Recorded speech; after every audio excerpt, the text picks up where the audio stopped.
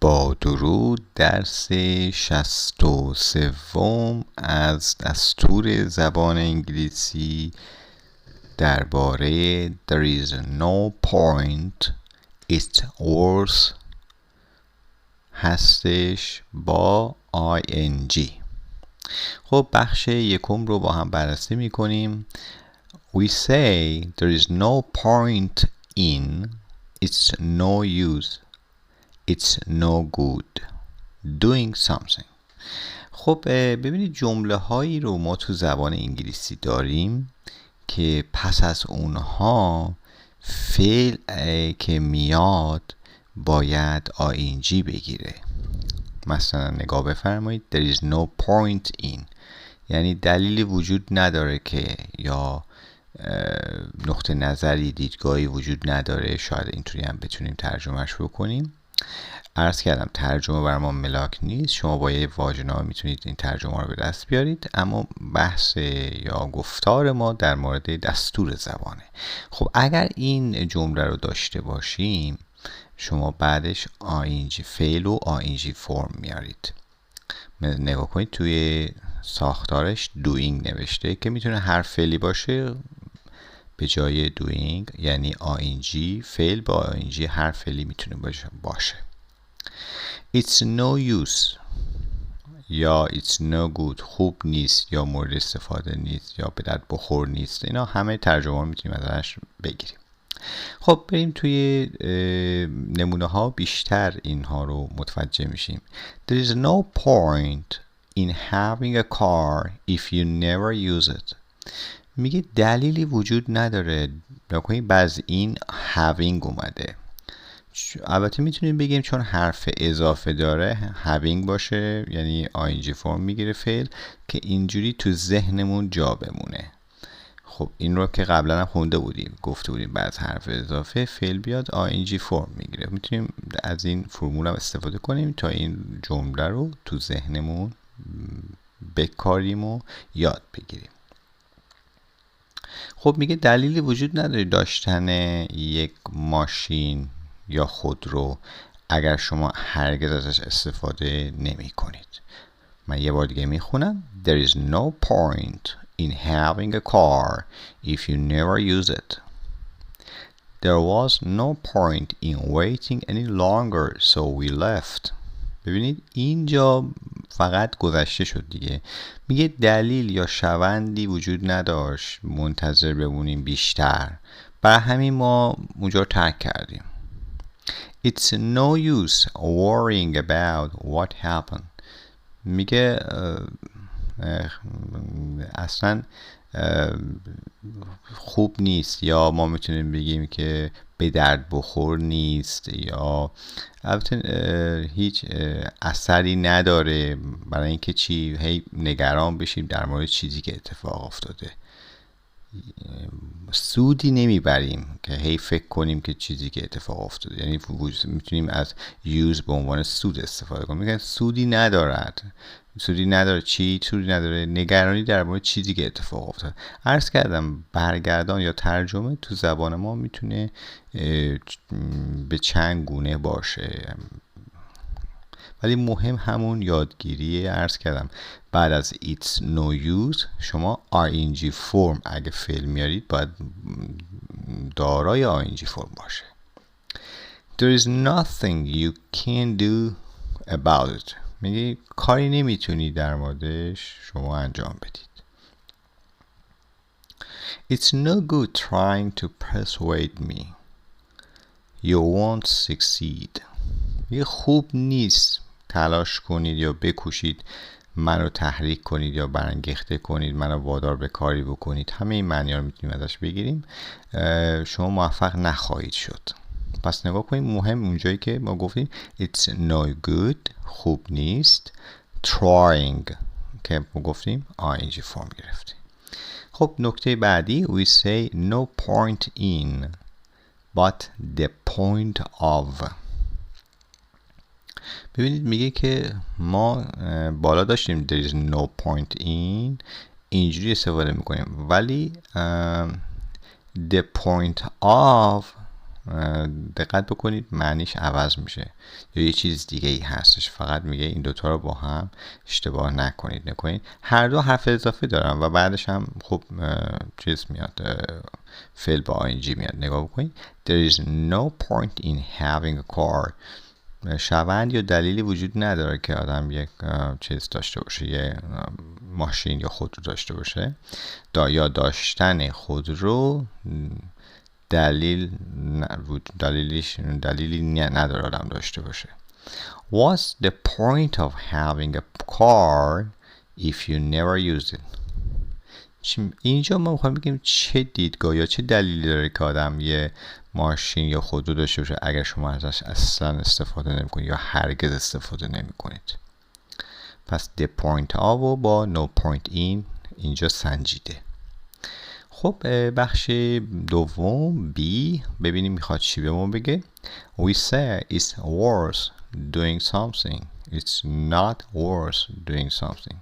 خب در این بخش میخوام جمله دیگه یاد بگیریم که باز با ing یا فعل با ing تو هم هستش، با هم میاد که ارزش داشتن ارزش نداشتن. ما این رو برگردان یا ترجمهش میکنیم. It's a nice town. It's worth spending a few days there. یه شهر خوبیه، ارزششو داره. spending نکن بعدش فعل ing اومده که آدم چند روزی اونجا بگذرونه. Our flight was very early in the morning so it wasn't worth going to bed. اینو میسپارم به خودتون چون ساده هستش.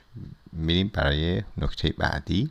You can say that something is worth it or not worth it. خب میگه میتونید بگید چیزی ارزش داره یا چیزی ارزش نداره. به این صورت هم میتونید میگه بگید. نگاه کنید. You should spend a couple of days here. It's worth it. We didn't go to bed. It wasn't worth it. خب نکته بعدی. You can also say that something is worth doing. A movie is worth seeing, etc. خب این نکته میخواد بگه که ما میتونیم همچنین بگیم که چیزی خوبه که انجامش بدیم یا مثلا تماشا کردن یک فیلم باشه و چیزای دیگه. یعنی فعل بیاریم با ing فرم که اون بالا هم البته تکرار فکر کنم همون بالا داره میگه، ولی خب خوشم میگه همچنین این کارم میتونیم بکنیم. یعنی در دو جمله متفاوت باشه. مفهومش اینه. بالا مثلا در یه جمله بودن، اینا در دو جمله متفاوت است. منظورش رو در نمونه با هم بررسی میکنیم. نکنید It's a great movie. این یه جمله شد. It's worth seeing. اینو اومده توی یه جمله دیگه گفته. اما بالا بخش B اولین مثالش رو نگاه کنید. It's a nice town. It's worth spending a few days here. این میخواد بگه اینا با هم شدن یه جمله، ولی اینجا میتونید جدا هم بیارید. من اینجوری فهمیدم این نکته که میخواد بگه، ولی در واقع اگه جمع بندی بکنیم همون ing فرم رو میخواد به شما به گونه دیگه یاد بده. بقیه رو میسپارم به خودتون. Thieves broke into the house but didn't take anything. There was nothing worth stealing. It's an interesting idea. It's worth thinking about. We say have trouble, difficulty, a problem doing something. خب بخش C در واقع میخواد بگه واژه‌های دیگه‌ای به ما میده. میگه که have trouble یا اگه اومد have difficult a problem اومد بعدش باید ing فرم بگیره، یعنی مشکل داشتن. I had no trouble finding a place to stay. ببین میگه مشکلی یا دشواری نداشتم پیدا کردن یک جایی برای موندن. ببین میگه trouble to نگین، میگه ing باید بیارین به جاش. خب چون ساده است من فقط دو تا مثل نمونه دیگر میخونم و رد میشم. Did you have a problem getting a visa? People sometimes have difficulty reading my writing. خب بخش D یا چهارم. We say spend, waste, time doing something. خب spend گذراندن، waste هدر دادن، تو پرانتز نمیشه چی؟ زمان. اینجا بحث زمان هست، چون spend پولم مفهوم میده، ولی اینجا منظورش میگه من خواهم در مورد زمان صحبت کنم. بعدش ing فرم میاد. نگاه کنید به نمونه. He spent hours trying to repair the clock.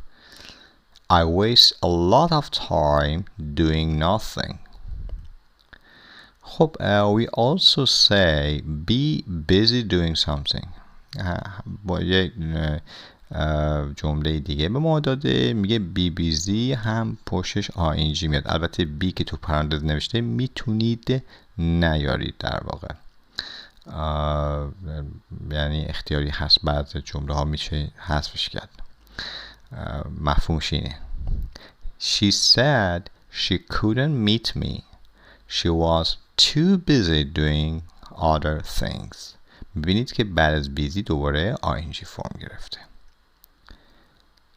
بخش ای یا پنجم. We use go ing for sport and other activities. For example, go sailing, go surfing, go swimming, go scuba diving, go fishing, go skiing, go riding, go jogging, go hiking, go camping. خب بعضی از فعالیت های هستن و همینطور فعالیت های ورزشی هستن که شما اینا رو با گو باید بیان بکنید و وقتی هم اونا میان خدمت شما عرض شود که مثل گو هایکینگ، پیاده روی رفتن تو مثلا کوه و کوهستان و جاهای سخت معمولا هست هایک میکنن، هایکینگ اینها، یا گو کمپینگ که برای کمپ زدن و اینا میرن برای کمپ و اینا معمولا ing دارن. میخواد بگه که بعد گو با اینا این فعالیت ها ing میگیرن. من نمونه رو میخورم. How often do you go swimming? چند بار شما به شنا میرید؟ ببینید go swimming ing فرمه. We went skiing last year. Tom isn't here. He's gone shopping. I've never been sailing.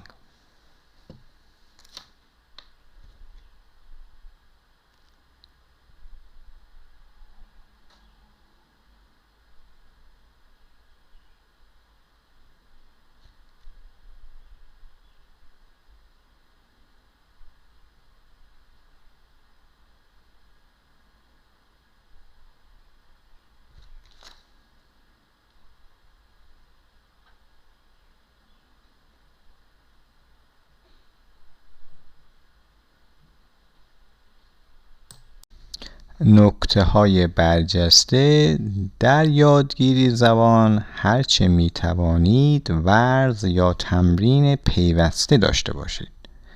چنانچه آهنگ یا قصد یادگیری نوشته ها را دارید، بکوشید آن را چند بار گوش دهید. می توانید نوشته ها را در دفتری یادداشت نمایید و چند بار در روز از روی آن بنویسید تا یاد بگیرید. بکوشید درس هایی را که آموختید در گفتگو و نوشتار به کار برید. چنانچه پرسش یا مشاوره‌ای در این باره خواست دارید، می توانید با من در پیوند باشید. بدرود تا درودی دیگر.